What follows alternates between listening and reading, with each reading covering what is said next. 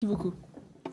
Bonjour à tous. Alors, si les panélistes veulent bien me rejoindre, donc il s'agit d'Alain Ducasse, expert international, Maître Ben Miloud, Monsieur Altine, qui est directeur du cabinet du ministre des Finances du Niger, Monsieur Grisonange du cabinet Exens, Monsieur Adjovi, qui est directeur de l'agence numérique du Bénin, et Monsieur Prével, qui est président d'Ifutura, avec le nœud papillon. Voilà. Bonjour messieurs, dames, je vous en prie, installez-vous. Je suis pas tout.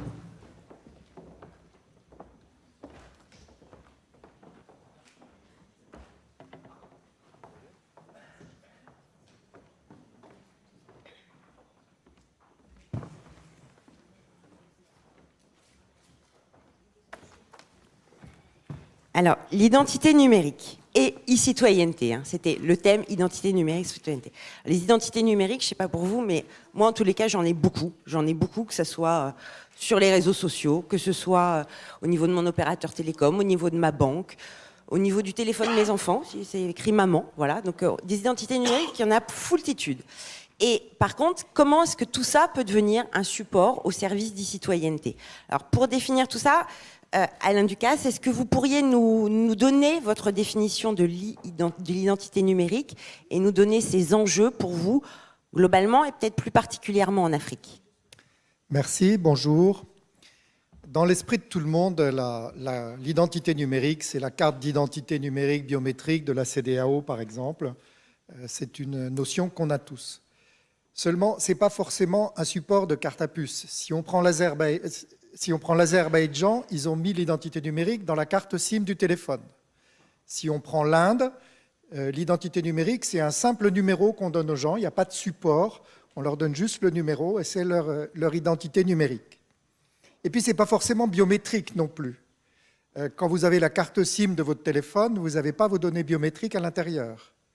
Quand vous avez votre carte vitale pour la sécurité sociale en France, vous n'avez pas de données biométriques. Quand vous laissez des traces sur Internet, vous avez votre identité numérique, mais on n'a pas de support, c'est très immatériel.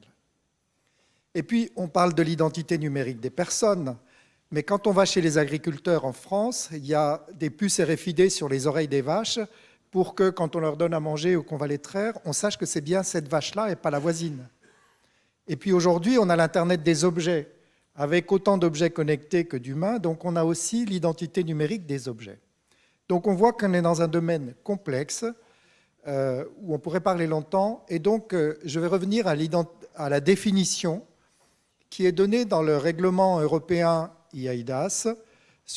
Et donc ils disent, on entend, d'ailleurs non pas comme identité numérique, mais comme identification numérique, le processus consistant à utiliser les données d'identification personnelle sous une forme électronique qui représente de manière univoque une personne physique ou une personne morale. Voilà un petit peu l'écosystème.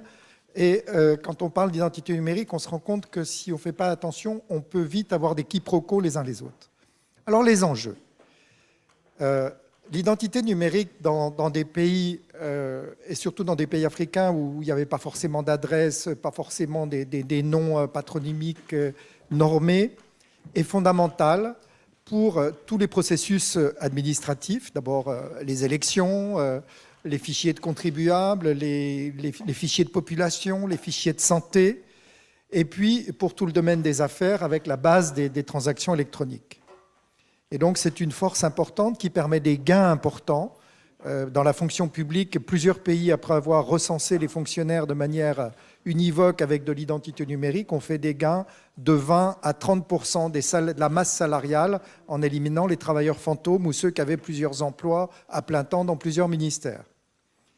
Et puis, ça permet aussi de cibler beaucoup mieux les aides. Dans beaucoup de pays, il y avait des aides sociales et on se rendait compte qu'elles n'arrivaient pas forcément aux bonnes personnes et il y a des gains énormes. Il y a aussi des faiblesses.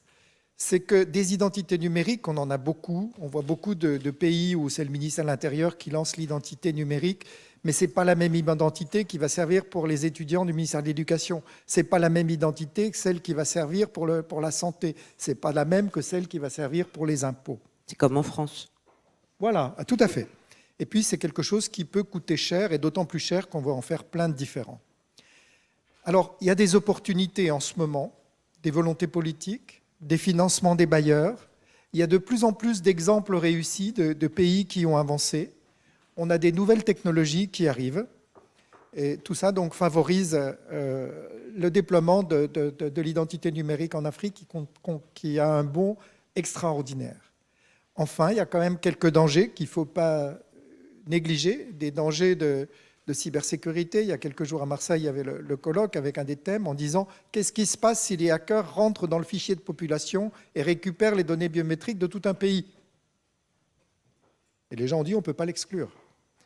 Et puis, il y a des problèmes aussi de fracture sociale. Alors ça, je ne sais pas dans quelle mesure c'est vrai. L'identité numérique va favoriser des services, donc permettre d'aller toucher des gens qui n'étaient pas touchés. On pense au mobile money et plein de choses. Mais en même temps, je n'ai jamais vu une seule étude qui permet de dire si l'identité numérique a posteriori, ça accroît ou si ça diminue les inégalités. Pour conclure, sans parler des enjeux, il faut aussi voir un peu la chaîne de la valeur de l'identité numérique avec ces 4 étapes. La première chose, c'est l'enrôlement, c'est-à-dire qu'on donne à quelqu'un, quelqu'un s'assure qu'une personne est bien celle-ci, va prendre ses empreintes digitales, c'est toute la partie d'enrôlement. Le deuxième moment de la chaîne de la valeur, c'est le traitement. Quand on a un certain nombre de données, il faut vérifier qu'on n'a pas 2 fois la même personne dans la base de données et qu'on est bien sûr que telle donnée correspond à telle personne. Donc c'est tous les domaines de traitement, de dédoublonnage et d'actualisation. Quand quelqu'un naît, il faut rajouter les personnes. Quand elle meurt, il faut l'enlever, etc. Le troisième temps, c'est l'édition des différents supports, donc cette fameuse carte ou plein d'autres supports. Donc, les Anglais parlent de credential, donc on donne un support de l'identité numérique. Et le quatrième temps qui est important, c'est celui de la vérification. Donc l'important, c'est donc de vérifier l'identité de quelqu'un. Hier, un orateur disait qu'en France, la Poste était l'organisme qui faisait le plus de vérification d'identité. C'est vrai et c'est faux, parce qu'à chaque fois qu'on va dans une banque, on vérifie notre carte bleue, on vérifie notre identité numérique, et à chaque fois qu'on téléphone, l'opérateur vérifie que c'est bien le bon numéro. Donc des vérifications d'identité, il y en a plein. Et pour faire une dernière ouverture, j'aimerais parler de nouvelles technologies, de blockchain, de peer-to-peer, pour pouvoir vérifier si quelqu'un est bien la bonne personne. Bon, d'abord, le big data. Quand on va sur Internet, on est très facilement repéré pour savoir si on est telle personne ou pas, à partir de tout un tas d'indices et de traces en recoupant des éléments. Donc ça, c'est les techniques de big data pour savoir qui on est sur Internet. Mais aussi, en Afrique, je pense à Gravity au Ghana, qui a essayé de récupérer l'identité numérique, non pas à partir de fiches d'état civil, parce qu'il n'y en a pas, mais tout simplement en interrogeant les voisins, et de part en part, et avec des technos de blockchain, pour arriver à avoir une identité numérique certifiée pour des gens qui n'ont jamais eu d'état civil. Parce que je pense que le pourcentage de personnes qui n'ont pas d'état civil est important.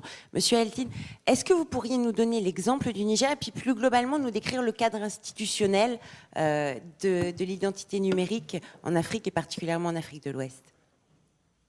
Merci, mesdames et messieurs. Je vais intervenir d'abord sur ce qui se passe dans mon pays, le Niger, et parler de certaines organisations économiques sous-régionales, notamment l'UEMOA et la CEDEAO.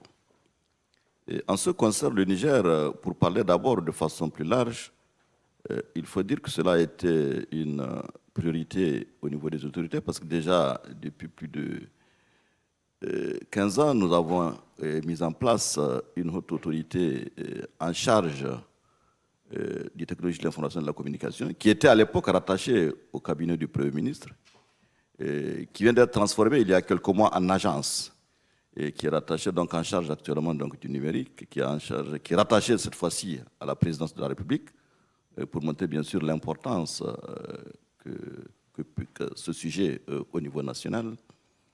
Et au niveau du ministère des Finances, parce qu'il faut dire que d'abord, peut-être le Niger, il faut quand même dire que nous sommes au centre de l'Afrique de l'Ouest. Parce que, comme vous le savez, d'abord un pays très vaste, nous avons 1 167 000 km², 2 fois la France. Et au niveau de l'UEMOA, le deuxième pays le plus peuplé après la Côte d'Ivoire, nous avons 20 millions d'habitants. Vous imaginez donc les distances quand vous quittez Niamey, la capitale, pour arriver à la deuxième ville, Zender, vous devez faire 1000 km, avec des routes qui ne sont pas toujours bien sûr en bon état. Et donc pour nous c'était important. justement d'utiliser le numérique. Et pour cela, la base fondamentale, c'est d'abord identifier de façon unique aussi bien les personnes physiques que les personnes morales. Et en ce qui concerne donc, et comme c'est vrai, l'État joue aussi, il faut dire, au niveau du Niger, d'abord la situation géographique pour en finir, parce que le Nigeria, qui se trouve être aussi le plus grand pays de la CEDEAO, nous avons 1500 km de frontière avec le Nigeria.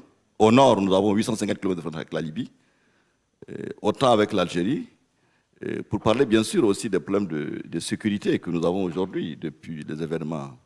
C'est vrai, Dieu merci, nous avons pu, avec bien sûr des moyens importants, au moins assurer l'intégrité territoriale de notre pays. En tout cas, aucun kilomètre carré de notre pays n'a été occupé par des groupes armés. C'est vrai, ils rentrent de temps en temps faire des incursions, mais ils sont toujours sortis. Ils n'ont pas pu occuper 1 mètre carré de notre territoire. Et tout cela, bien sûr, pour assurer cette sécurité, pour pouvoir gérer cette immensité du territoire, il était important, bien sûr, pour nous de pouvoir identifier de façon unique les personnes physiques comme les personnes morales. Les chantiers que nous avons au niveau du ministère des Finances, c'est bien sûr d'abord automatiser tout ce que nous pouvons automatiser, ce que nous avons dit au niveau des régies, au niveau de la direction des services centraux, et réduire de façon importante l'utilisation de la monnaie fiduciaire dans nos régies financières. Aujourd'hui, sur l'ensemble du territoire, l'ensemble de nos régies financières sont interconnectées. Les bureaux de douane sur l'ensemble du territoire sont interconnectés. Et par rapport à l'enclavement de notre pays, nous sommes bien sûr, nos douanes sont connectées également aux douanes togolaises et béninoises, où beaucoup des produits nigériens passent par ces deux ports. Donc il fallait effectivement, pour que nos douaniers puissent travailler dans des conditions acceptables, il fallait nous interconnecter à ces deux États, ce que nous avons pu faire. Et étant donné que l'employeur aussi, il faut dire le plus important, c'est quand même l'État.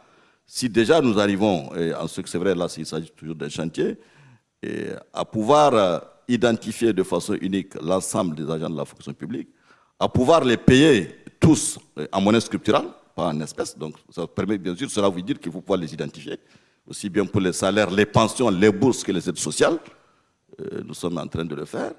Donc bien sûr, ça pour vous dire les quelques chantiers, si nous devons en parler de chacun des chantiers, nous allons prendre des heures, bien sûr, ce n'est pas là le sujet. Maintenant, pour dire que tout cela, dans aucun de nos États, parce que quand vous prenez 20 millions d'individus avec des richesses bien limitées, lorsque nous parlons du numérique, ce terrain, cet espace n'est pas viable. Et c'est pour ça que je veux parler des institutions sous-régionales. Lorsque vous prenez le marché de la CEDEAO, là, il s'agit d'un marché, ça peut être important. Lorsque vous prenez l'UEMOA, ça peut être important. Et je le dis parce que je suis un pur produit de l'intégration, parce que j'ai 59 ans, mais j'ai passé 34 années au sein de la Banque centrale des États de l'Afrique de l'Ouest, dont 25 années au siège de la Banque à Dakar. Donc je suis à l'aise pour parler aussi bien des chantiers du Niger que des autres pays de l'UEMOA. Parce que pour moi, je me suis toujours défini comme citoyen de l'UEMOA d'origine nigérienne. Donc je suis à l'aise pour parler des chantiers de chacun de nos États. Et ma culture Peul m'a appris à dire, on dit l'aîné est important. Parce que lorsque le fils aîné a réussi, lorsqu'il est parti à l'université, soyez sûr que tous les autres frères et sœurs feront l'université. Donc quand dans un pays, il y a un grand, c'est pour ça que je pense qu'il faut partir de l'UEMOA ou de la CEDEAO pour pouvoir tirer les autres pays de l'UA. Parce que je suis convaincu que nous avons fait de grandes avancées. Et pour l'identité, moi quand je suis arrivé au siège de la Banque centrale en 1994, c'était pour travailler au sein de la mission pour la réalisation de la centrale des incidents de paiement. Donc nous devions mettre en place une centrale des incidents de paiement. Et pour cela, bien sûr, la base fondamentale, il fallait mettre en place le fichier des comptes bancaires. Cela veut dire qu'il faut pouvoir identifier de façon unique les personnes physiques et les personnes morales. Pour vous dire, déjà à l'époque, nous avions ce chantier. En 2002, nous avons pris un règlement communautaire qui consacrait déjà la preuve électronique, mais dans les systèmes de paiement. Justement, nous avions une faiblesse, il faut dire, parce qu'au niveau de nos États, la Banque centrale est le commune, comme vous le savez, aux 8 États. Donc les États ont laissé une partie de leur souveraineté, à savoir la conduite de la politique monétaire, bancaire et financière, dans les mains de cette Banque centrale. Mais les autres aspects de la politique sont encore du domaine des États. C'est ainsi que les politiques sectorielles, ça relève des États, mais relève aussi de la commission de l'UEMOA. Par exemple, les télécommunications, nous ne pouvions pas légiférer au niveau de la banque. Mais au niveau de la commission de l'UEMOA, des initiatives ont été prises, c'est vrai qu'ils n'ont pas toujours abouti. Au niveau de la CEDEAO également, plusieurs protocoles ont été pris, plusieurs directives ont été prises au niveau de l'UEMOA. Je pense en partant de ce noyau, nous pouvons effectivement tirer vers le haut les autres États. C'est valable au niveau de la CEMAG également.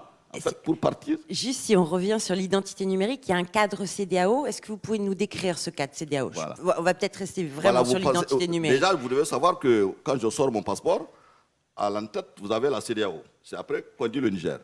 au niveau des cartes d'identité également. Aujourd'hui, dans nos 15 pays de la CEDEAO, je peux me déplacer avec ma carte d'identité. Cela depuis des années. Donc je pense que c'est quand même une avancée importante. Nos avocats aujourd'hui, un avocat qui est inscrit au barreau du Niamey peut être inscrit automatiquement au barreau de Cotonou, au barreau de Dakar, etc. Les pharmaciens également, dans beaucoup de corps, des taxes ont été prises. C'est important, nous pouvons, au niveau de la CEDEAO également, vraiment, il faut peut-être faire un état du lieu. D'ailleurs, je vais proposer peut-être à mon frère et ami Diallo, je pense que pour une rencontre de ce genre, au-delà des états des institutions que nous rencontrons, je crois qu'il serait bon d'inviter pour la prochaine fois les institutions, les organismes économiques sous-régionaux. D'accord, merci beaucoup, M. Châtelier. Alors, Maître Ben Miloud, il y a un cadre juridique, on ne fait pas ce qu'on veut non plus avec les données personnelles. Est-ce que vous pourriez nous décrire ce cadre juridique, alors plus spécialement en Algérie, quelles sont les évolutions, quels sont les avancements, et puis peut-être un petit peu plus généralement en Afrique selon votre connaissance? Alors, je vous remercie. Je vous remercie de m'avoir invité aussi à tous les membres, organisateurs et Monsieur Diallo en particulier. Alors, je rebondis sur ce qu'a dit Monsieur Ducasse. Les juristes que nous sommes définissent aujourd'hui approximativement, parce qu'il n'y a pas une définition stricte aujourd'hui qui est recensée partout sur l'identité numérique. Donc, c'est un ensemble d'informations qui identifient une personne, une société. Alors, pour ce qui est de l'Algérie, c'est vrai qu'on entend ça et là, il n'y a pas de texte, il y a un vide juridique. Non, c'est faux. Alors, je le dis parce que je pratique dans mon pays. Nous avons commencé à avoir cette notion de vie privée, de protection, très tôt dans les différentes constitutions déjà. Ensuite, dans les textes de 98 qui réglementaient les services d'exploitation d'Internet, où on parlait de protection, de confidentialité, de toutes les données des abonnés. Alors, on parlait à l'époque d'abonnés. C'était le texte de 98. Nous avons continué à aller de l'avant. C'est vrai qu'il n'y a pas un texte spécifique à la protection des données en Algérie aujourd'hui, mais ça existe au travers de différents textes juridiques. La loi de 2000 qui parle des postes et télécommunications. Ensuite, nous sommes allés beaucoup plus. Nous avons, comme nous étions dans une période de terrorisme, il y avait un accès sur la sécurité. Donc nous avons été quand même les premiers à mettre en place les textes de protection contre le terrorisme, contre le cyberterrorisme, contre les déplacements des personnes. Ça a été, si vous voulez, un peu la priorité de notre pays. En 2004, on a commencé à mettre en place tout ce qui était texte pour lutter contre les infractions contre les systèmes de traitement automatisé de données. Sont tirés du droit français, de l'expérience française. Bon, alors nous, effectivement, pour l'identité numérique, aujourd'hui, nous avons moins de problèmes. Pourquoi ? Nous avons quand même hérité d'un état civil de la France coloniale qui a continué à se développer. Et se développer très bien, puisqu'en Algérie, on continue régulièrement de recenser les populations, même les populations tribales qui existent à l'extérieur. Et aujourd'hui, avec l'introduction de la biométrie, donc il y a un recensement des données des personnes qui sont dans les fichiers. Nous avons commencé donc dès 2013 à mettre en place toute la politique de biométrie, passeport, carte d'identité, et puis de plus en plus, on va aller vers le permis de conduire, etc. Alors toutes ces phases existent, elles sont là. C'est vrai que le texte particulier spécifique de la protection des données n'était jusque-là pas promulgué. Alors en 2015, le gouvernement décide donc d'accélérer un peu les choses, met en place un système et crée des commissions de travail sur notamment le premier texte qui concerne les empreintes génétiques, qui est strictement réglementé en Algérie, et aujourd'hui, le texte sur la protection des données personnelles a été présenté, il a été adopté en Conseil des ministres, c'est vraiment dans... Je pense que ce sera avant la fin de l'année qu'il sera adopté. Et concrètement, qu'est-ce qui change ce nouveau texte ? Bon, bah, c'est un peu de mon point de vue en tant que juriste, moi, ce qui jusqu'alors me dérangeait sans cette protection, c'est les flux de ces données qui traversaient. Parce que je regrette de le dire, mais en tant qu'avocate, j'ai eu à constater quand même que si en Europe, les entreprises respectaient parce qu'il y avait la CNIL, parce qu'il y avait tous ces organes de contrôle, il n'en demeure pas moins, lorsque les filiales étaient installées dans des pays comme les nôtres, et je crois que beaucoup de pays comme le Maroc, la Tunisie ont eu à souffrir de cela, le flux des transferts de données se faisait d'une manière, on va dire, sans confidentialité, sans protection pour les individus, parce qu'il n'y avait pas ce texte qui était là, présent en Algérie, pour protéger et empêcher, puisqu'aujourd'hui, en Europe, il existe des spécificités. Vous ne pouvez pas transférer des données comme ça. Aux États-Unis, idem. Vous ne pouvez pas transférer des données sans autorisation. Et ça devrait l'être aussi. Ça veut dire que moi, je pense que quelqu'un en Europe dont le système est réglementé en matière de transfert de données doit pouvoir appliquer, même en l'absence de texte dans les pays africains, il doit pouvoir adopter, de mon point de vue, la même règle, même si ces textes n'existent pas. On doit respecter, de la même façon qu'on demande l'autorisation de la CNIL pour telle ou telle chose, on doit le faire. Cette masse de données, on en parle aujourd'hui, c'est devenu un patrimoine extraordinaire qui génère des bénéfices extraordinaires. Je pense qu'il faut aussi prendre des précautions. On l'a vu dans les règles et usances bancaires. Aujourd'hui, ce sont des règles qui s'appliquent dans le monde entier d'une manière uniforme. Il va falloir le faire pour la donnée personnelle. Merci beaucoup, Maître. Alors, Monsieur Grisenange, je pense que c'est un sujet aussi que vous connaissez bien et que vous avez une vision très concrète de la manière dont ça se passe au Sénégal. Si vous pouviez rebondir aussi sur ce que viennent de nous dire Monsieur Altine et Maître Ben Miloud, sur comment c'est appliqué concrètement au Sénégal, comment est-ce qu'on voit ce cadre juridique, ce cadre institutionnel, et comment ça se déroule et quels sont les projets au Sénégal. Merci, bonjour. Je ne suis pas fondé à parler au nom du Sénégal, mais... On m'a dit que vous étiez un Sénégalais dans l'âme. Un peu, oui. Amadou peut témoigner. Oui, je passe pas mal de temps au Sénégal, j'ai fait beaucoup de choses là-bas. Déjà en introduction, je vais rappeler qu'il y a 2 milliards de personnes dans le monde qui n'ont pas d'état civil. 2 milliards. C'est énorme. Et rien qu'au Sénégal, le chiffre officiel qui ressort du dernier recensement global qui a été fait en 2013, c'est que 35% de la population n'a pas d'état civil. 35%, c'est énorme. Et ce phénomène, d'ailleurs, ne régresse pas tellement, parce que, je pense qu'Amadou Altine est encore mieux placé que moi pour parler de ça, mais beaucoup de femmes accouchent dans les pays, dans les villages, et ne vont pas déclarer leur enfant. Il faut savoir que, parce que ça on oublie un peu, que l'état civil en Europe est une notion, est quelque chose de très récent. C'est la Convention de 1792 qui a créé l'état civil d'État. Et le mot d'identité nous vient de M. Condorcet, qui était mathématicien, et qui voulait démontrer par là que tous les hommes étaient égaux. C'était un grand esprit républicain, un grand esprit révolutionnaire. Tous les hommes sont égaux et ont une identité. Identité, en latin, ça veut dire identique, ça veut dire égal à l'autre.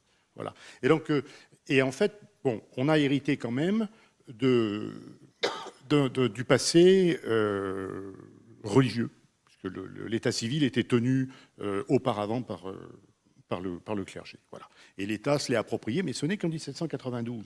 Et donc en Afrique, vous avez cette problématique qui est que ils n'avaient pas assez de culture, et en plus vous avez des peuples qui, pour la plupart du temps, sont nomades.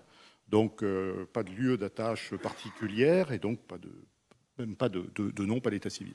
Alors, des campagnes sont en cours. Vous parliez du Sénégal, et Amadou Altine parlait de la CEDEAO. Donc la CEDEAO a lancé en 2014, juin 2014 de mémoire, un grand projet de carte d'identité nationale dans les 15 pays de la CEDEAO, et le Sénégal s'est porté volontaire pour être le pilote, de manière à établir les spécifications de ce que va être cette carte d'identité. Là, le déploiement est en cours. À ma connaissance, bon, le Sénégal compte environ 14 millions de personnes. À ma connaissance, il y aurait environ 6 millions de cartes qui seraient déjà distribuées, ce qui est déjà pas si mal. Ce qui rend la démarche un peu... Donc cette carte a plusieurs fonctions. C'est une carte d'identité avec photo, mais en même temps, il y a une puce biométrique avec la photo numérisée, avec les données, les empreintes digitales. Et d'autres, il est prévu d'y mettre des données médicales et surtout d'y mettre des données électorales. Et ce qui rend la démarche actuelle, je dirais, plus facile, enfin plus percutante, c'est qu'il va y avoir des élections présidentielles dans 2 ans, en 2019. Et donc la campagne d'enrôlement de l'électorat est une occasion favorable, puisque cette carte d'identité sert également de carte d'électeur, est une occasion favorable. Bon, mais là on a parlé je viens de parler de l'état civil, et on a surtout parlé d'état civil. Pourtant, vous disiez au tout début que nous avons plusieurs identités. Et il ne faut pas confondre l'identité avec l'état civil. J'ai des tas d'identités. Quand je vais faire mes courses sur le marché le samedi matin, je suis connu par un sobriquet que je ne vous donnerai pas. Mais personne ne sait que je m'appelle André Grissonneau. Enfin, du moins, très peu. Du moins les commerçants qui sont là. Ça n'empêche pas que j'ai une identité sur ce marché. Voilà. Et nous en avons plein. Et d'ailleurs, c'est pas Internet qui a inventé l'usage de pseudonymes. Molière s'appelait pas Molière. Johnny Hallyday s'appelle pas Johnny Hallyday. Bon. Donc l'usage de pseudonymes est tout à fait classique, des noms de plumes, des noms de théâtre. Bon.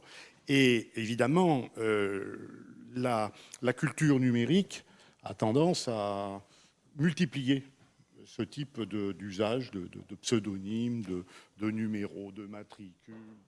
Mais c'est tout à fait... Et ce n'est pas choquant que d'avoir plusieurs identités, selon le contexte. Par contre, quelque part, se pose le problème de la confiance. Le mot-clé, pour moi, c'est la confiance. Et le problème de confiance trouve son paroxysme lorsque l'ordre public peut être mis en cause. Donc, il y a un moment où on a quand même besoin de rattacher une identité à un état civil. Alain Ducasse, tout à l'heure, parlait du règlement européen EIDAS de 2014. Le règlement européen sacralise l'utilisation de pseudonymes, qui étaient déjà en vigueur pour signer numériquement. C'était déjà en vigueur en Allemagne. Et du coup, c'est devenu une mesure européenne. Mais le règlement précise bien que celui qui délivre une identité numérique sous une forme de pseudonyme doit conserver le véritable état civil. Il doit en avoir la trace. Voilà. Donc je peux me présenter sous une identité de façade, sous un pseudonyme, mais quelque part, l'État doit garder son rôle, qui est de maintenir... L'ordre public, c'est un pouvoir régalien. Et si l'État perdait ce pouvoir, là, nous commencerions à être potentiellement en danger. Et lorsque je vois, tout à l'heure on a cité les GAFA, lorsque je vois la facilité avec laquelle on peut se créer une identité numérique en utilisant les GAFA, identité qui n'a strictement aucun rapport avec un état civil et aucun rapport de droit avec l'État, quelque part, ça me dérange un peu. Je vais en rester là parce que je pense que ça donnera l'occasion d'y revenir plus tard. Merci beaucoup, André.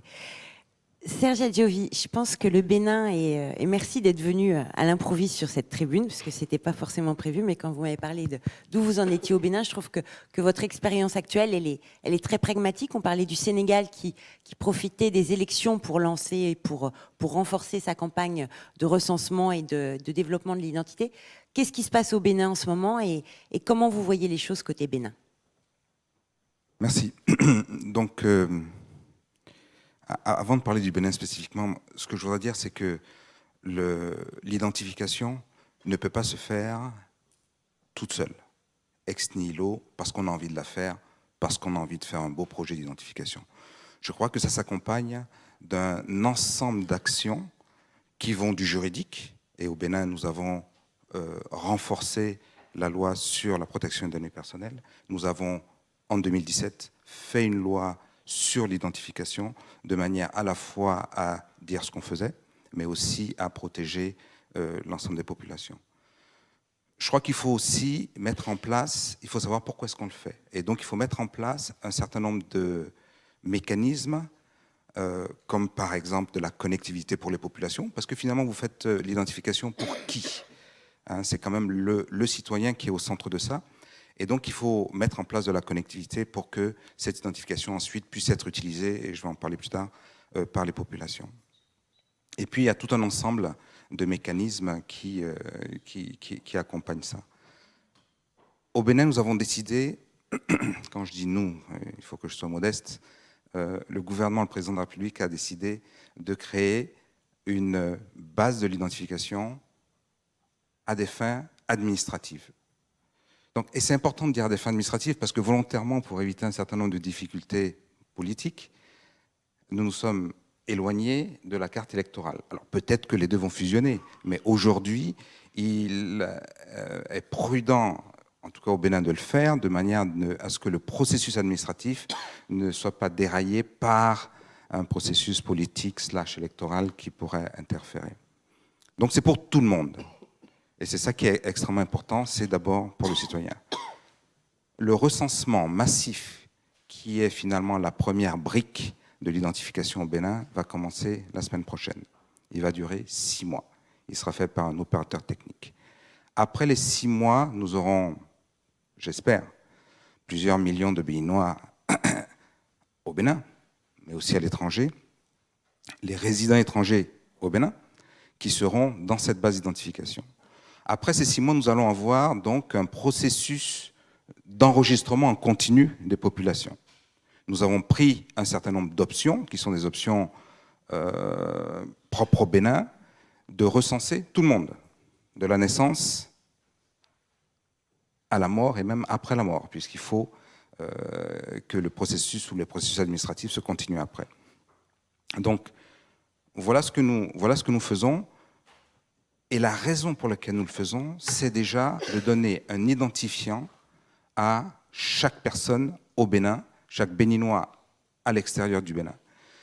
Avec cet identifiant, on va pouvoir faire plusieurs choses. On va pouvoir donner une carte d'identité. Et nous pensons à une carte d'identité multi-usage qui sera carte d'identité électronique, qui sera permis de conduire, qui sera carte de sécurité sociale, qui sera carte d'étudiant, de manière à avoir la capacité d'authentifier la personne. Donc, encore une fois, c'est autour de la personne.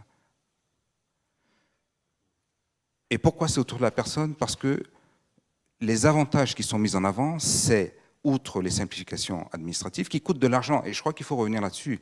Aujourd'hui, quelqu'un qui veut un acte de naissance, il paye, ne serait-ce que pour se déplacer et aller le chercher là où il est.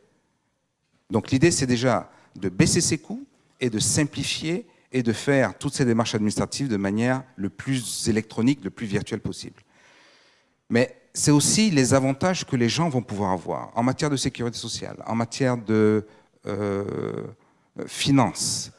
Eh bien, ça va pouvoir être fait de manière plus simple, de manière certaine. Et pour sécuriser tout le process, parce qu'encore une fois, il y a un problème de sécurité qui a déjà été mentionné plusieurs fois, outre la loi, il va quand même falloir sécuriser les transactions qui sont faites avec ce numéro unique, avec cette carte multi-usage d'identité, et donc on met en parallèle un processus de PKI national qui va aider donc à la transmission des informations. Nous aurons donc cette sécurité qui va venir à la fois de la PKI, mais aussi de l'identification. Et je tiens à rappeler que de manière extrêmement importante, nous avons cette brique qui va être au cœur de tout ce qui va être fait en matière d'administration intelligente. Donc c'est vrai que la base de l'identification, ce n'est pas l'état civil. Donc il nous faudra refaire un projet qui va s'appuyer sur le projet d'identification, qui va permettre à mettre en place un état civil sécurisé, électronique et facile d'utilisation pour l'ensemble des administrations. Il va falloir faire un autre projet pour peut-être ultérieurement la partie électorale. Donc c'est vraiment la brique essentielle qui va nous permettre d'avoir un registre de population au niveau national, au niveau des communes, mais qui va permettre aussi de déployer complètement les services, les e-services aux citoyens, parce qu'ils auront un numéro d'identifiant unique, parce qu'ils auront accès à l'ensemble des services à travers ce numéro d'identifiant unique. Donc voilà un petit peu ce que nous faisons. Nous sommes en plein dedans. Nous commençons le 1er novembre. Et si vous avez la chance d'aller au Bénin ces jours-ci, vous verrez qu'il y a à la radio, à la télé, dans les rues, on ne parle que de ça. Et je dis, c'est administratif, mais c'est une décision politique de connaître ces populations, de l'utiliser comme un outil pour le développement à la fois au niveau communal, mais aussi au niveau national. Et je pense que, bien entendu, nous respectons les contraintes de la CEDEAO, de l'UMOA, donc nous serons complètement en ligne avec ça, et je crois que l'ensemble, il y a plusieurs projets similaires dans la région, et je crois qu'in fine, il faudra quelque part réfléchir à comment est-ce qu'on fait converger tous ces projets au niveau sous-régional et africain. Parce qu'on voit que les démarches ne sont pas forcément les mêmes aujourd'hui dans les pays. Alors, après, on a parlé justement au niveau des PKI, de la sécurité des données. Monsieur Prével, alors, ces données, une fois qu'on les a, il faut les archiver, il faut assurer leur intégrité.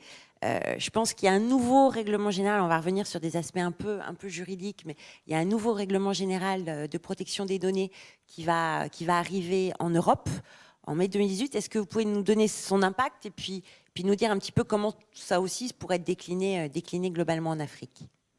Très bien, merci. Bonjour à toute l'Assemblée. Donc juste un tout petit mot sur eFutura pour simplement préciser que nous sommes un mouvement associatif. Donc nous sommes un lieu d'échange dans lequel on fédère un certain nombre d'acteurs qui militent au quotidien sur la dématérialisation et la transition numérique, dont certains sont effectivement sur le continent africain, dont Guindé 2000 qui est présent ici aux Assises. Et donc on traite des thèmes d'échange et de retour d'expérience autour de ce qui a été évoqué, l'identité numérique, la confiance, la blockchain, etc. Et aussi sur la partie, parce que ça c'est un de nos secteur privilégié, sur la partie normalisation et certification pour éviter que certains puissent dire des choses et raconter des belles histoires mais qui ne sont pas forcément exactes. Alors effectivement, c'est un bon passage de relais en complément de ce que disait Alain Ducasse au début, qui s'arrêtait au 4e temps qui était la vérification. Nous, on est assez friands de ce qui se passe après et donc de qu'est-ce que je fais de ces informations, comment je les gère, comment je les préserve, comment je les valorise éventuellement. Et voilà. Donc on est assez axé sur toute cette problématique de conservation et d'archivage électronique. Et on a trouvé des terrains d'entente avec certains pays d'Afrique pour promouvoir en fait la certification des systèmes d'archivage électronique, puisqu'aujourd'hui, il y a des normes internationales qui existent et donc des certifications qui sont disponibles. Donc ça, c'est un petit peu le contexte global. Et pour revenir sur la thématique, en fait, c'est assez simple, c'est que lorsqu'on conserve des informations ou des données ou des documents, en fait, on traite généralement, pas forcément en le sachant d'ailleurs, des données personnelles. Bon, et là, on revient un peu sur notre sujet, et on est un peu dans la lignée de ce que certains d'entre vous ont sûrement encore en mémoire, de la loi informatique et liberté, c'est-à-dire l'informatique doit rester au service de l'homme, et les données ne doivent pas être exploitées contre l'homme. Bon, donc il faut absolument préserver ça. Et on essaye d'œuvrer dans ce secteur avec, encore une fois, un cadre normatif, un cadre de certification et l'évolution réglementaire et législative, ce qui me permet d'arriver effectivement, alors aussi, on va dire, dans l'héritage de tout ce qui est la CNIL et l'ECNIL en Europe, au fameux règlement général pour la protection des données, qui effectivement existe en Europe, en fait, a été publié le 25 mai 2016, et sera mis en application. Donc aujourd'hui, on est à J-210, parce qu'il y a des gens qui suivent ça de près. Donc ça sera mis en vigueur le 25 mai 2018. Et ce qui est intéressant, c'est qu'effectivement, c'est la fédération de tous les pays d'Europe. Alors avec, en fait, l'avancée, c'est d'abord deux choses. D'abord les sanctions et ensuite la méthodologie. Donc les sanctions, alors je ne dis pas que c'est forcément ça viserait un acronyme à 4 lettres qui a déjà été prononcé plusieurs fois ce matin, mais on a quand même un petit peu peur de l'exploitation de nos données personnelles. Donc les sanctions sont assez élevées, elles peuvent monter jusqu'à soit 20 millions d'euros si c'est de la monnaie, soit éventuellement 4% du chiffre d'affaires de la multinationale. Donc ça commence à faire réfléchir quelques grosses boutiques. Et la méthodologie, elle est, bon, je ne vais pas la décliner ici, mais si vous voulez, l'idée c'est à la fois de cartographier, enfin on demande que toutes les entreprises déclarent et publient à la fois toutes leurs applications et toute la façon dont elles traitent des données personnelles, de façon à ce que ce soit complètement transparent.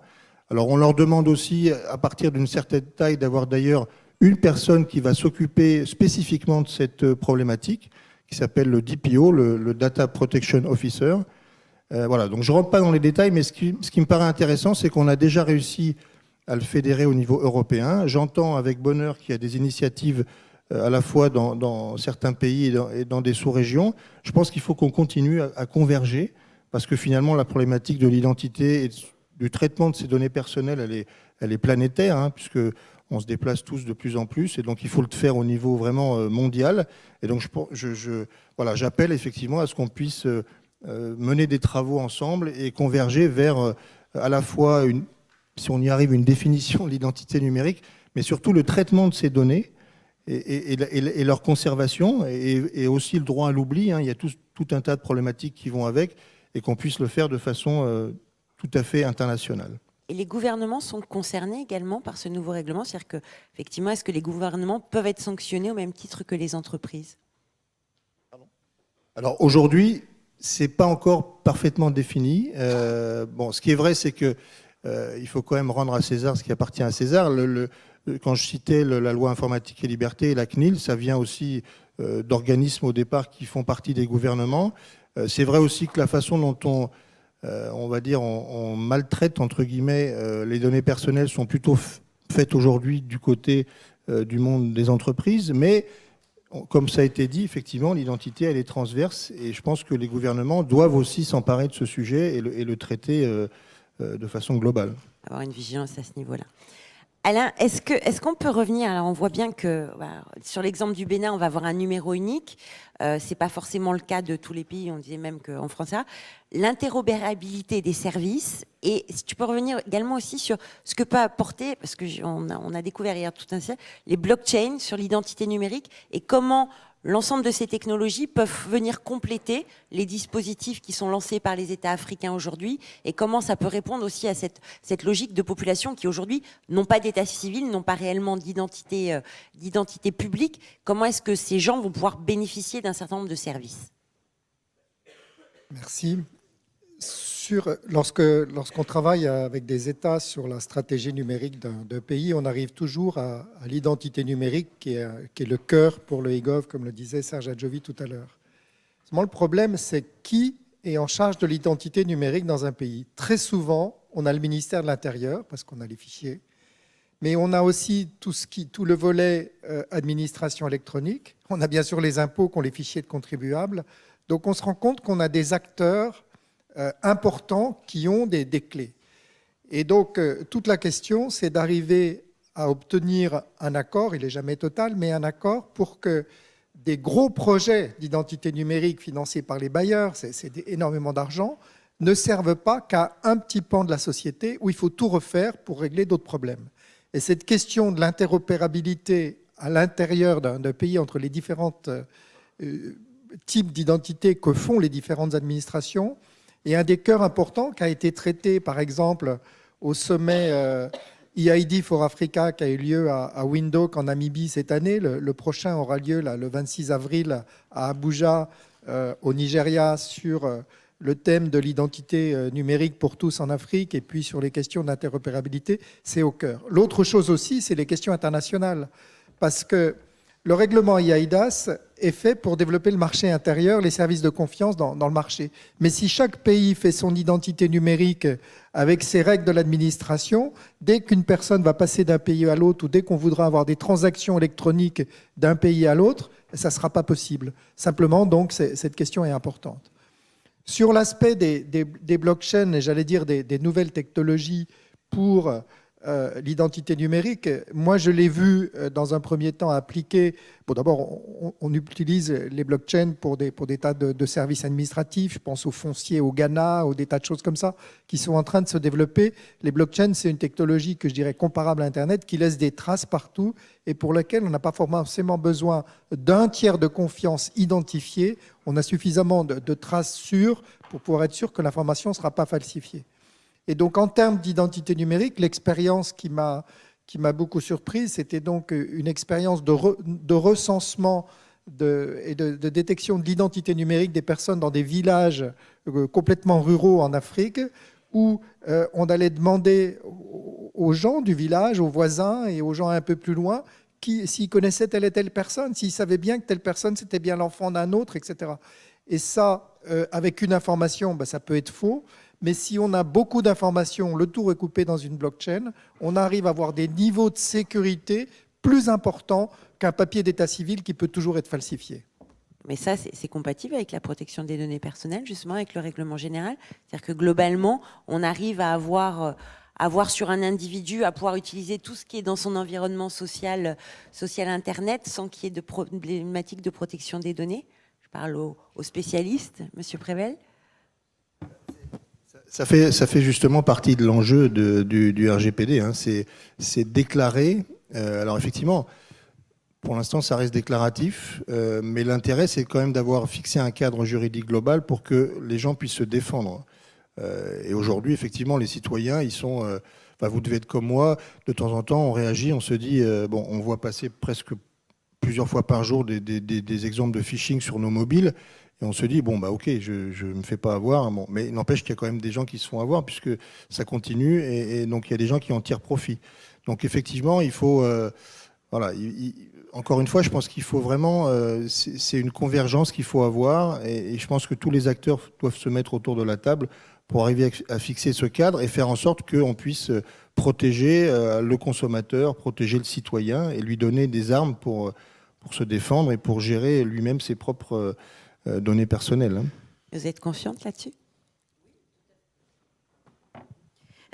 Tout à fait. Pour rebondir sur l'interopérabilité de M. Ducasse, en Algérie, elle existe en tout cas entre les administrations, puisque aujourd'hui, en 2017, on a une facilité de présenter, par exemple, pour la création d'une entreprise. Avant, c'était un parcours du combattant, parce qu'il fallait présenter le même dossier aux impôts, au centre de registre de commerce, etc.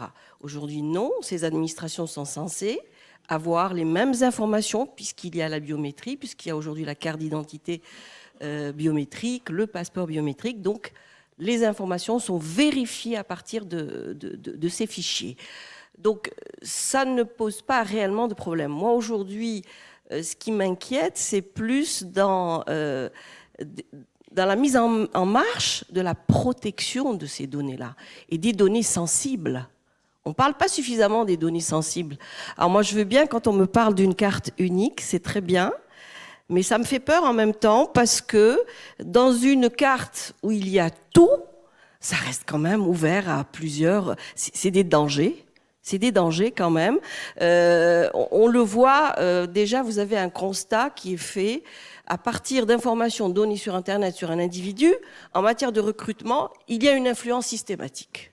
Pour peu que l'information soit négative sur telle ou telle personne, on va avoir des problèmes pour le recrutement. On va parler en matière de protection de données du droit à l'oubli. Dans nos pays, on n'a pas encore ce droit à l'oubli. En Europe, aujourd'hui, il existe. À l'égard des GAFA, c'est bien. Dans l'application, c'est pas évident. J'ai essayé de le faire, moi, en tant qu'avocate. Désolée. Il y a malheureusement une déviation lorsque le journaliste met en ligne des informations qui ne sont pas forcément vérifiées et on accuse des tiers d'avoir commis des infractions telle ou telle chose alors que la justice n'a pas tranché. Aujourd'hui, je suis désolée, 5 ans, 10 ans après, vous tapez le nom de la personne, tout ressort. Ça n'est fait qu'à partir en Europe, mais ça doit normalement être harmonisé dans le monde entier. C'est comme ça qu'on peut parler de protection de données. C'est ça qui est le plus important. Merci beaucoup, maître. Monsieur Adjovi, vous vouliez rajouter quelque chose ? Oui, je voudrais... Moi, je pense qu'il faut arrêter de se faire peur. On a besoin, dans nos pays, d'avoir cet identifiant unique des populations.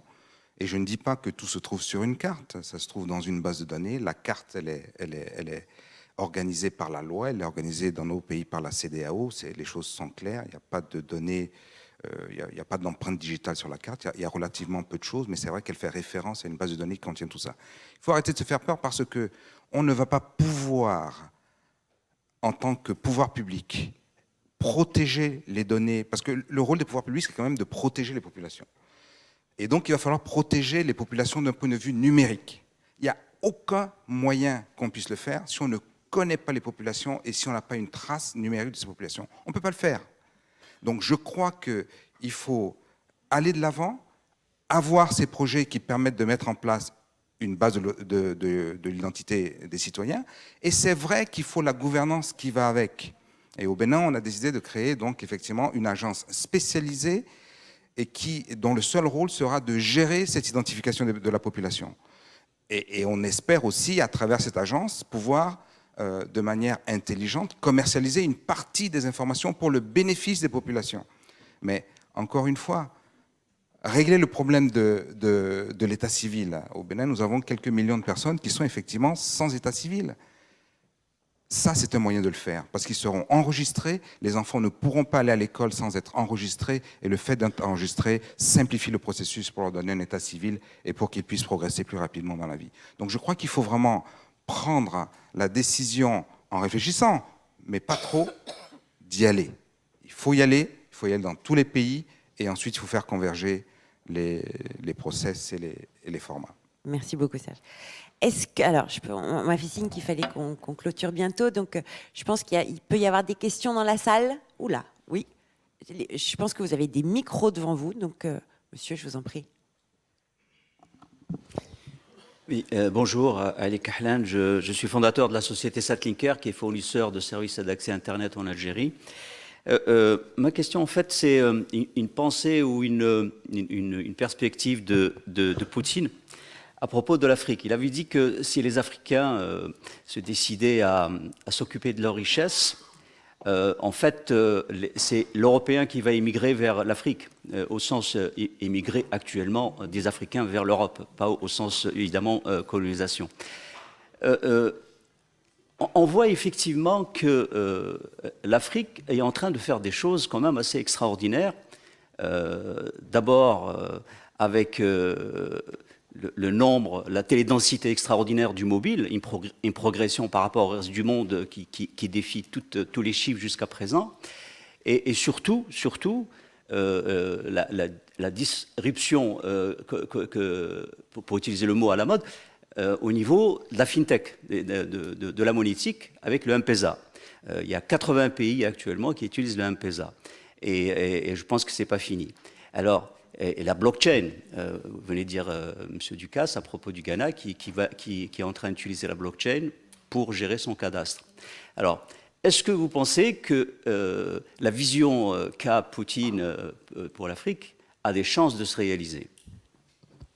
Waouh. Qui veut répondre? La vision de Poutine sur l'Afrique. Allez, qui se lance? Monsieur Adjovi, merci. Enfin, je vais botter en touche. Ce que je veux dire, c'est que aujourd'hui, nous sommes extrêmement focalisés sur comment brûler les étapes pour nous développer plus rapidement et entrer de plein pied dans le XXIe siècle. Et nous le faisons pour nos populations, et nous le faisons pour l'Afrique. À partir de ce moment-là, et je crois que si on réussit, et encore une fois, les idées sont là, hein, la technologie, elle est là, l'exécution doit devenir notre credo. À partir du moment où on réussit à faire ça, bon, si on est mieux intégré dans le concert des nations de la Russie à l'Europe, aux États-Unis, on en tirera les profits qu'il faut. Mais c'est vrai qu'on ne regarde pas aussi loin lorsqu'il nous faut décider de comment gérer notre développement. Merci beaucoup, Serge. Une autre question, madame? Bonjour, Nour Bouakline. Alors, je voulais parler du point de l'identité qui me semble réellement très important. C'est une question cruciale parce qu'aujourd'hui, il y a quand même plus de 50% des Africains qui n'ont pas d'identité.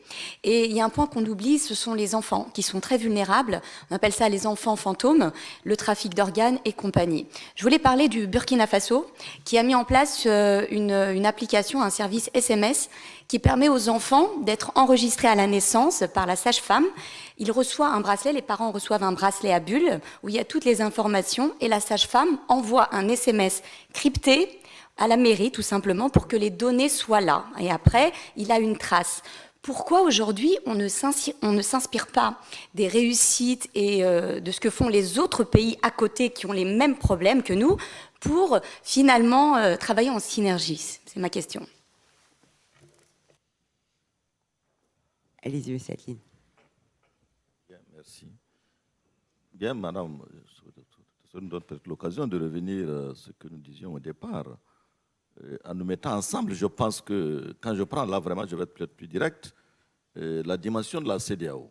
Nous sommes aujourd'hui 15 pays. Et quand je mets le Maroc, qui vient de rejoindre, nous sommes 16 pays. Et quand vous prenez ces 16 pays, vous faites le point de l'existant, vous allez vous rendre compte que chacun des pays a un avantage sur un point spécifique. Donc, si nous partons de cette entité, en nous assurant d'avoir identifié dans chaque État les éléments les plus importants, les forces de chacun de nos États, nous sommes convaincus que nous allons pouvoir tirer l'Afrique vers le haut. Donc, quand je parle de l'Afrique, bien sûr, l'Union africaine. En partant de ce noyau dur, je suis convaincu. Et l'Afrique, parce que quand on dit effectivement, c'est quand même le continent de l'avenir, parce qu'en Afrique, tout est à faire. Dans les pays européens, aujourd'hui, quand je prends les infrastructures, aujourd'hui, qu'est-ce qu'il y a à faire? Chez nous, tout est à faire, dans tous les domaines. Donc, de ce point de vue, aujourd'hui, c'est pour ça que nous parlons effectivement de coopération, de co-construction, parce qu'il y a quand même du business à faire dans ce territoire, parce que le territoire est presque vierge de ce point de vue. Et en perpétuel, quand on prend la démographie également, c'est une population dans laquelle la plupart est constituée d'une jeunesse. Donc, de ce point de vue, je pense que, et moi, je suis convaincu, c'est pour ça que je disais à Diallo, je pense que la prochaine fois, il est bon vraiment d'inviter les structures sous-régionales. Parce qu'il n'est pas bon. En fait, quand on prend ces chantiers, je suis très gêné, moi, quand je vois les partenaires au développement, je vais citer ceux avec lesquels nous travaillons de façon plus rapprochée, l'Union européenne, la France, bien sûr, à travers l'AFD, la Banque mondiale, le Fonds monétaire.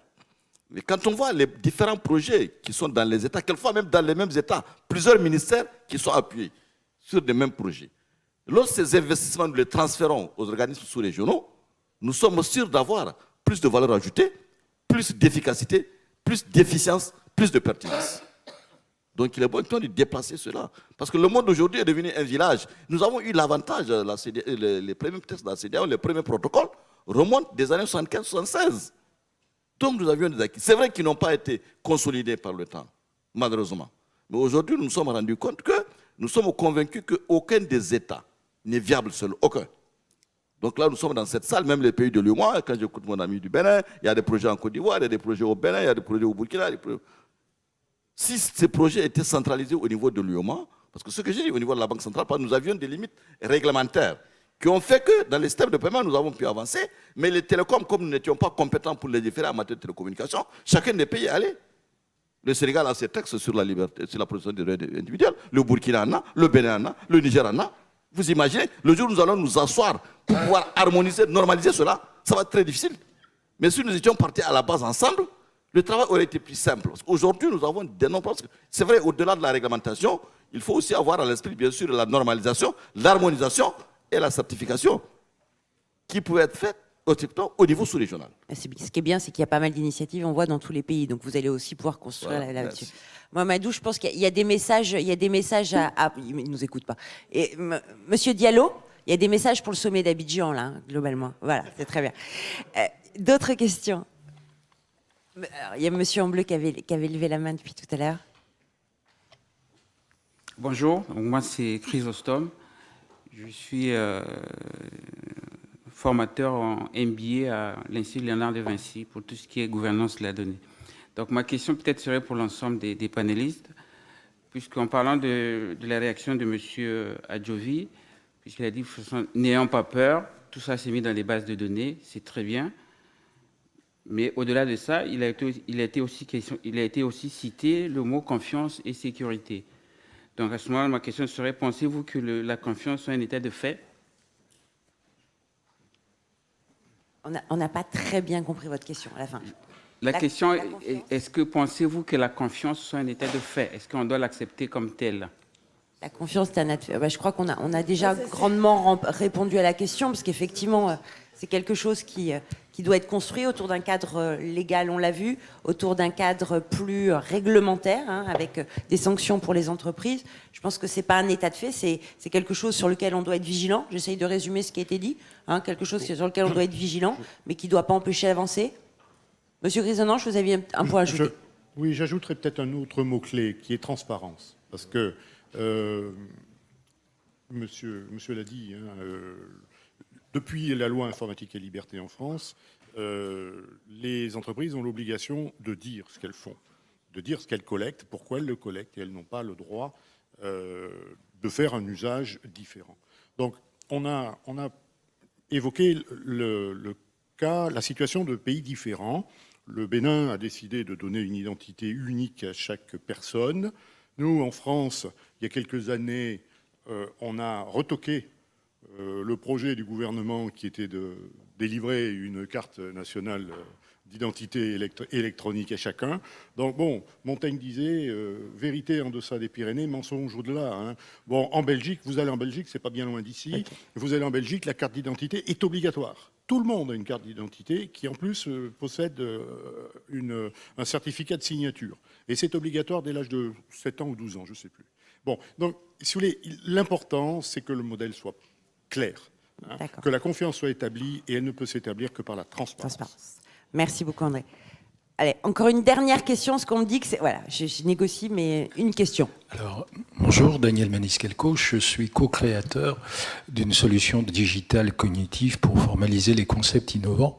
Et effectivement, la question de l'identité et des données personnelles est très importante pour toutes les activités économiques ou sociales.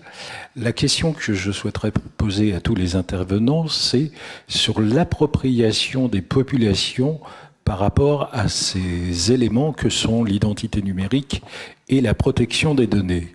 Est-ce que vous avez des expériences ou des perspectives d'appropriation par les populations sur ces deux sujets importants ? Alors, quelle appropriation et quels bénéfices aussi ils en retirent, les populations? Est-ce que un des pays veut répondre? Enfin, dans les pays, je compte le Sénégal. Pour moi, en Afrique, tout le monde s'est approprié une identité numérique.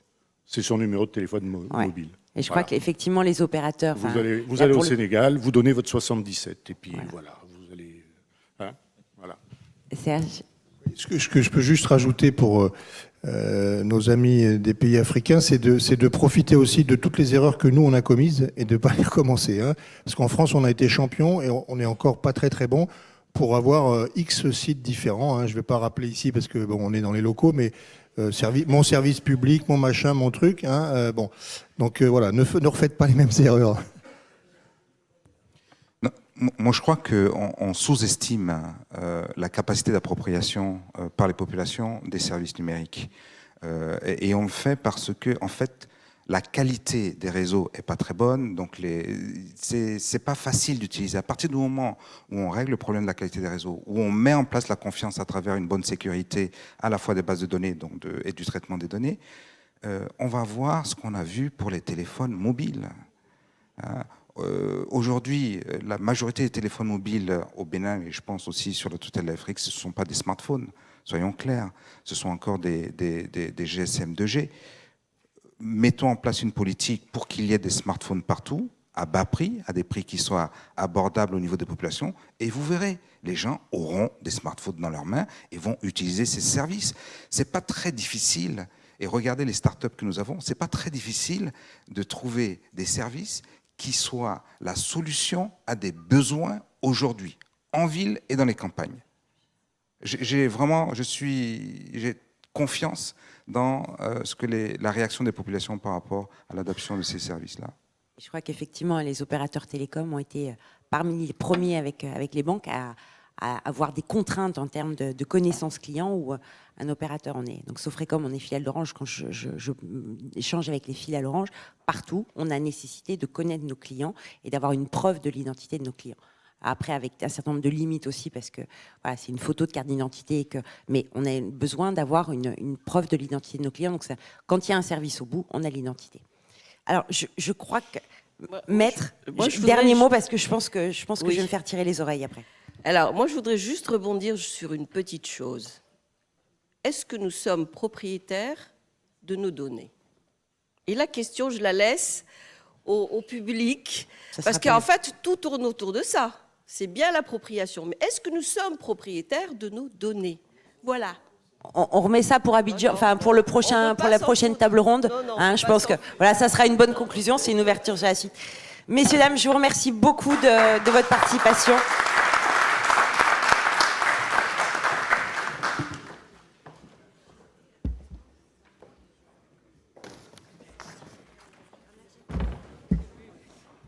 Merci beaucoup Marianne pour ce panel qui était très très intéressant et je pense qu'il y a un pays